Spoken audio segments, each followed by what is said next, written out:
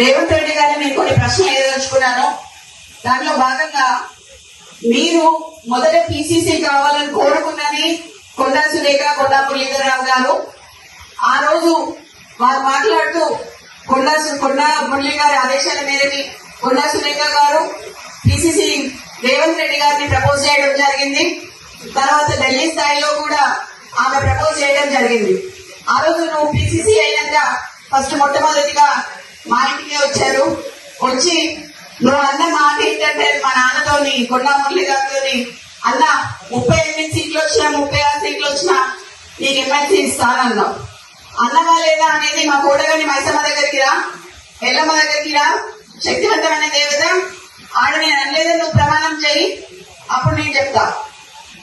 ఒక బీసీ బిడ్డకి, ఒక క్రౌడ్ పుల్లర్ కి ఎందుకు ఎమ్మెల్సీ ఇయ్యలేదు, ఎందుకు పదవి ఇయ్యలేదు అని నేను అడుగుతున్నా.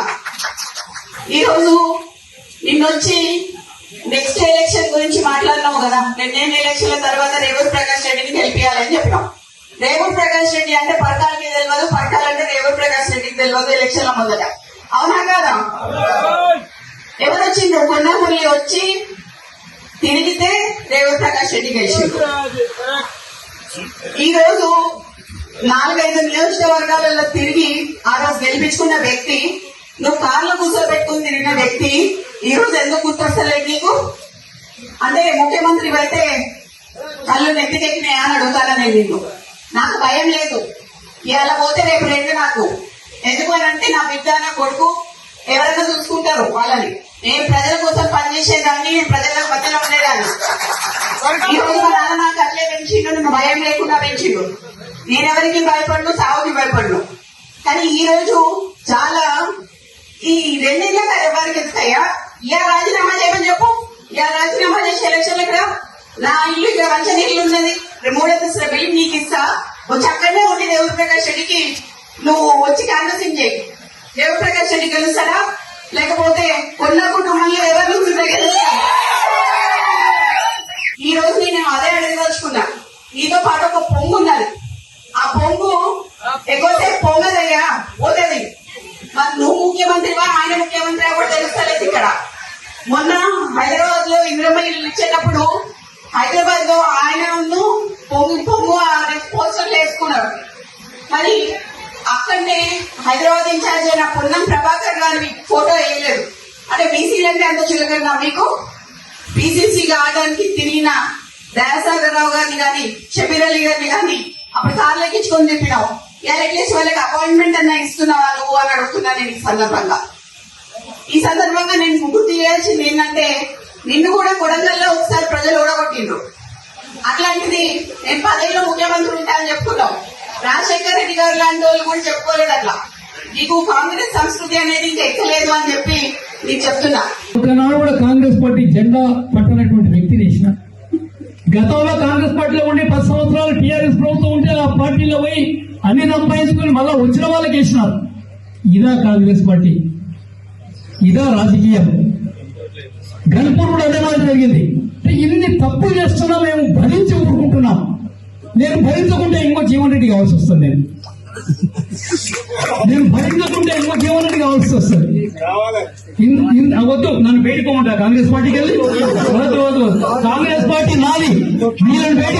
నేను బయటికి పంపిస్తా. నేను నమ్మను. కాంగ్రెస్ పార్టీ నాది. కాంగ్రెస్ పార్టీ నాది. నా రక్తాన్ని చెమటోడ్చి పార్టీ నిర్మాణం చేశాను నేను వనపర్తిలో. తెలంగాణలో, ఆంధ్రప్రదేశ్ లో 23 జిల్లాలు తిరిగా. ఎవరు తిరిగారు? 23 జిల్లాలు యూత్ కాంగ్రెస్ ప్రెసిడెంట్ గా రాజశేఖర రెడ్డి గారితో సమానంగా తిరిగా. ఈ రోజు నేను తయారు చేసిన యూత్ కాంగ్రెస్ వర్కర్స్ అందరూ పెద్ద కాంగ్రెస్ లీడర్లు అయినారు. ఇలా ఆంధ్రలో పోయి మాకు అదే గౌరవం ఉంది, తెలంగాణలో పోయినా కూడా అదే గౌరవం ఉంది. ఈ రోజు మేము పార్టీ వదిలిపోము, ఎప్పుడు పోము. తప్పుడు చేస్తున్నా ఈ తప్పుడు గాళ్లను పార్టీ నుంచి బయటకు వదిలేంత వరకు మేము వదలమనేటువంటి మాట కూడా మేము మనం చేస్తున్నాం. అందుకని ఎంతకాలం సాగనిది. ఈ తెలంగాణ ఉద్యమానికి సంబంధం లేనోళ్ళు, కాంగ్రెస్ పార్టీకి సంబంధం లేనోళ్ళు వచ్చి పెద్ద పెద్ద పదవులలో ఉంటే నాకు కూడా బాధ అనిపిస్తుంది అప్పుడప్పుడు. కానీ ఒక రాజకీయ పార్టీలో ఉన్నా కాబట్టి నేను ఎక్కువ మాట్లాడలేకపోతున్నా. అధికారాన్ని అడ్డం పెట్టుకొని అభివృద్ధి పేరు మీద లక్షల కోట్లు దోసుకుంటున్న దోసుకుంటున్న వాళ్ళు ఎమ్మడి పడతాం, దోపిడికి వ్యతిరేకంగా పోరాటం చేస్తాం. మేము నిజాయితీ పరులం అని చెప్పేసి మా సహనాన్ని, మా ఓపికని చేతగానితనంగా భావించొద్దు. అవసరం వచ్చినప్పుడు విద్యార్థుల కోసం, నిరుద్యోగుల కోసం, యువకుల కోసం, రైతుల కోసం, పేదల కోసం, మా అక్క చెల్లెల కోసం అవినీతికి వ్యతిరేకంగా పోరాటం చేసి యుద్ధం చేస్తాం. భయపడేది లేదు, భయపడేది లేదు. మాకున్న బలం ఏంటంటే ఈ గుండెల్లో నిజాయితీ ఉంది. ఎంతమంది వస్తారో రాండ్రి, ఎంతమంది ఎన్ని పైసలు తీసుకొని ఎన్ని సంచులు తీసుకొని వస్తారో రాండ్రి. రాబోయే రోజుల్లో ఉద్యమంలో ఉన్నోళ్ళు, నిజాయితీ పరులు, యువకులు శాసనసభలో అడుగు పెడతారు. తెలంగాణ రాజకీయాల్ని కూడా తమిళనాడు మాదిరిగా మార్చేస్తాం. ఉన్నోడేమో 100 రెట్లు 1000 రెట్లు పెరిగిపోయిండు, లేనోడేమో కొంప కూడా వస్తుంది. వానికి 5 లక్షలు ఇస్తేందుకు 500 రూల్స్ పెట్టిర్రు. 5 లక్షల రూపాయలు ఇంటికి ఎన్ని రూల్స్, ఎంత ఇస్తుర్రు? వాడేమో లక్షల కోట్లు దోసుకుంటారు, పైన ఉన్నోడేమో లక్షల కోట్లు దోసుకుంటారు. 5 లక్షలు ఇస్తేందుకేమో 500 రూల్స్ పెట్టింది. నిజమా కాదా? సగం ఇల్లు రాగానే బిల్లు రాలేదంటారు. పాత ఆటో ఉన్నా, వెనకడ ట్రాక్టర్ ఉన్నా నీకు బిల్లు ఏమంటారు. అది ట్రాక్టర్ నడిచేది లేదు, జీపు నడిచేది లేదు. అది ఎప్పుడు ఫైనాన్స్ వాళ్ళు గుంజుకపోయారు, అది ఎప్పుడు ఆయన పేరు మీద ఉందంట, నీకు ఇల్లు క్యాన్సర్ అంటారు. ఇదెక్కడ న్యాయం? ఇట్లా చెప్పుకుంటా పోతే రాజగోపాల్ రెడ్డి ఇప్పుడు అధికార పక్షంలో ఉండా, ప్రతిపక్షంలో ఉండా అని చెప్పి అడుగుతారు జనం. నేనైతే ఒక పక్షంలో ఉన్నా. నేనెప్పుడు ప్రజల పక్షాలనే ఉంటా. నేనెప్పుడు ప్రజల పక్షాన ఉండాలని కోరుకుంటున్నా. నాకేదో పదవి ఇస్తానంటేనో, నాకు పదవి ఇస్తే ఒక తీరుగా, ఇంకోటి ఆశ పెడితే ఒక తీరుగా ఉన్నది ఉన్నట్టు మాట్లాడతా. రేవంత్ రెడ్డి ప్రభుత్వం మంచి పనులు చేస్తే మంచిగా చేసిందంట, తప్పు చేస్తే తప్పు చేసిందంట అనాలా, అనాలా అవుతా అనాలా.